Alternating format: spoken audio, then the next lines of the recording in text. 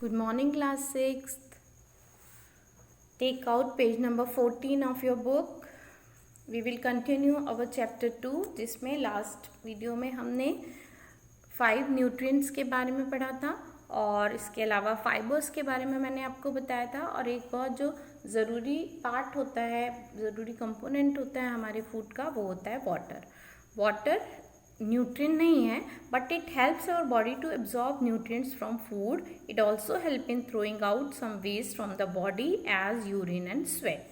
पानी जो होता है, वाटर जो होता है, वो हमारी बॉडी जो फूड होता है उसमें से न्यूट्रिएंट्स को एब्जॉर्ब करने में बॉडी की मदद करता है, उसको डिज़ोल्व करता है. और इसके अलावा जो वेस्ट प्रोडक्ट्स बनते हैं उन्हें भी बॉडी से बाहर निकालने में हेल्प करता है, जैसे कि यूरिन और स्वेट यानी पसीना. Normally we get most of the water that our body needs from the liquid we drink, such as water, milk and tea. In addition, we add water to most cooked foods. Normally हमारे शरीर को, हमारी body को जितना पानी चाहिए होता है उसे हम पी के, जैसे पानी के रूप में पी लेते हैं. मिल्क में भी काफ़ी वाटर होता है, टी में भी वाटर होता है, या जितने भी ड्रिंक्स होते हैं वो उनमें पानी होता है जो कि हमें मिल जाता है. इसके अलावा हम अपने खाने में भी पानी का इस्तेमाल करते हैं, खाना पकाने में. फिर बहुत सारे फ्रूट्स और वेजिटेबल्स ऐसे होते हैं जिनमें बहुत सारा पानी पाया जाता है. जब हम उन्हें खाते हैं तो भी पानी हमारी बॉडी में चला जाता है. इसके लिए यहाँ जो आपकी थर्ड एक्टिविटी है, एक्टिविटी नंबर 3, इसमें दिया है कि आप जब टमाटो या लेमन या ऐसे कुछ भी फ्रूट्स या वेजिटेबल्स काटते हो तो आप देखोगे कि उनके अंदर पानी निकलता है, काफ़ी अमाउंट में वाटर होता है. जो रस होता है उनका, वो एक्चुअली वाटर में ही कुछ एसिड्स मिक्स होते हैं. We see that many food material themselves contain water. To some extent, our body needs are met by this water. तो कुछ फूड मटेरियल में पानी अपने आप ही पाया जाता है, जिससे कि हमारी बॉडी की वाटर नीड्स जो होती हैं वो सेटिस्फाई हो जाती हैं. Apart from this we also add water while cooking many food items. हम जब खाना पकाते हैं, सब्जी बनाते हैं तो हम पानी डालते हैं, चावल या दाल बनाते हैं तो भी हम पानी डालते हैं, हम रोटी बनाने के लिए आटा गूंथते हैं तो उसमें भी पानी डालते हैं. तो हम जनरली अपने खाने में भी, खाना पकाने में भी पानी का इस्तेमाल करते हैं. Now we come to the topic balanced diet. The food we normally eat in a day is our diet.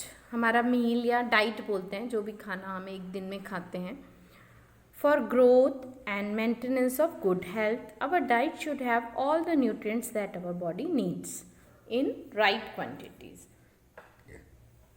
Last video में हमने डिफरेंट न्यूट्रिएंट्स के बारे में पढ़ा, वो हमारी बॉडी में क्या क्या काम करते हैं ये भी पढ़ा.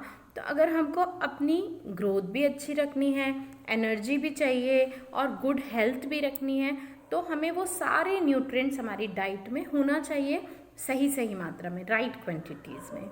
Not too much of one and not too little of the other. ऐसा नहीं कि कोई चीज़ बहुत ज़्यादा हो और कोई चीज़ बहुत कम हो. अगर हम कोई चीज़ ज़्यादा खा लेंगे तो वो हमारी बॉडी में एक्स्ट्रा हो जाएगा, और अगर कम खाएंगे तो हमें उससे मिलने वाला जो प्रॉपर न्यूट्रिशन है वो नहीं मिलेगा. The diet should also contain a good amount of roughage and water. और जो डाइट होती है हमारी, उसमें इन मेन 5 न्यूट्रिएंट्स के अलावा रफेज और वाटर यानी कि फाइबर्स और वाटर भी प्रॉपर मात्रा में होना चाहिए. इस तरह की such a diet is called a balanced diet. ऐसी डाइट जिसमें कि पूरे 5 न्यूट्रिएंट्स सही मात्रा में हो, सही अमाउंट में हो, फाइबर्स हो, वाटर हो, ऐसी डाइट को हम बोलते हैं बैलेंस्ड डाइट. लेकिन हर किसी के लिए बैलेंस डाइट सेम नहीं होती है. अलग अलग एज में बैलेंस डाइट का जो प्रोपोर्शन होता है न्यूट्रिएंट्स का, वो चेंज हो जाता है. ठीक है, जैसे कि बच्चों के लिए बैलेंस डाइट अलग होती है, क्योंकि बच्चों को ग्रो करना इम्पॉर्टेंट होता है, उनको बड़ा होना होता है, ग्रोथ उनके लिए इम्पॉर्टेंट होती है, तो उनके फूड में प्रोटीन ज़्यादा होना चाहिए. जब बड़े हो जाते हैं तो काम ज़्यादा करना पड़ता है, तो एनर्जी ज़्यादा चाहिए, तो वहाँ पर कार्बोहाइड्रेट ज़्यादा होना चाहिए. और जब थोड़े बूढ़े होने लगते हैं तो काम भी उतना ज़्यादा नहीं होता है, ग्रोथ भी होती नहीं है बॉडी की, तब क्या होता है, बीमारियों से बचना ज़रूरी होता है। उस समय बॉडी को विटामिन्स और मिनरल्स की ज़्यादा ज़रूरत होती है।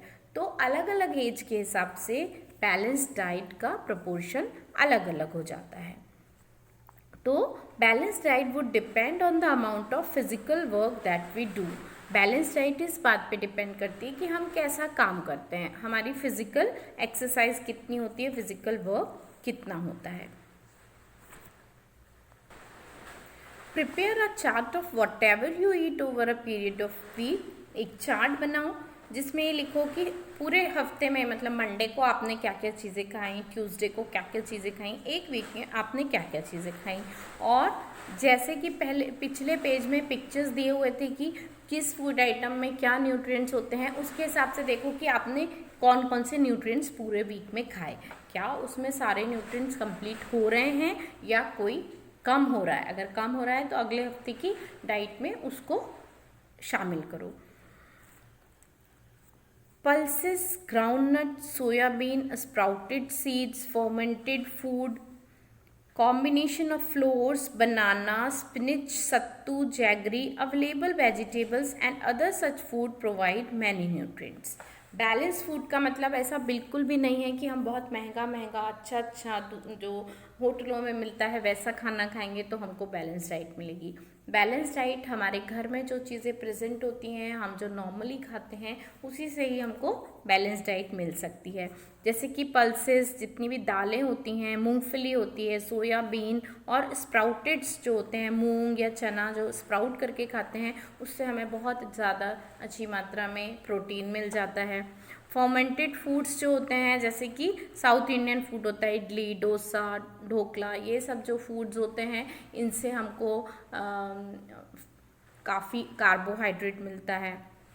इसके अलावा आटे जो होते हैं अलग अलग तरह के, मिस्सी रोटी खाते हैं या पराठा खाते हैं, चपाती खाते हैं, या दाल से मिली हुई जो चीज़ें होती हैं उसमें भी हमको कार्बोहाइड्रेट और प्रोटीन का कॉम्बिनेशन मिल जाता है। और जितने भी फल और सब्जियां होती हैं वो मिनरल्स और विटामिन्स के बहुत अच्छे सोर्स होते हैं। सत्तू और गुड़ जो होता है इससे भी हमको काफ़ी कार्बोहाइड्रेट मिलता है। तो one can eat a balance diet without expensive food materials. तो कोई भी इंसान बैलेंस डाइट खा सकता है बिना ज़्यादा पैसा खर्च करे या महंगा महंगा खाना खाए। Eating the right kind of food is not enough. It should also be cooked properly. अब हमने खाना तो सब सही तरीके से कि हमने सारे आइटम्स खाए, सारे न्यूट्रिएंट्स खाए, लेकिन उसको पकाया नहीं ढंग से तो वो क्या करेगा, हमको फ़ायदा करने की जगह नुकसान करने लगेगा। तो अगर हम किसी भी खाने को ज़्यादा पका दें या कम पकाएं तो उसके जो न्यूट्रिएंट्स होते हैं वो प्रॉपर से निकल के नहीं आते हैं। और बहुत सारे जो न्यूट्रिएंट्स होते हैं कई बार हमारे जो तरीके होते हैं खाना पकाने के उसमें ही ख़राब हो जाते हैं। If the vegetables and fruits washed after cutting और पीलिंग दैम, अगर हम सब्जियों या फलों को छील कर या काटने के बाद धोते हैं तो उनके बहुत सारे जो विटामिन्स होते हैं वो ख़त्म हो जाते हैं। और कई सारे सब्जियों या फलों की जो छिलके होते हैं उनमें भी कई सारे विटामिन और मिनरल होते हैं। अगर हम उसको छील के फेंक देते हैं तो वो नुकसान करता है। जैसे बहुत सारे लोग एप्पल को छील के खाते हैं।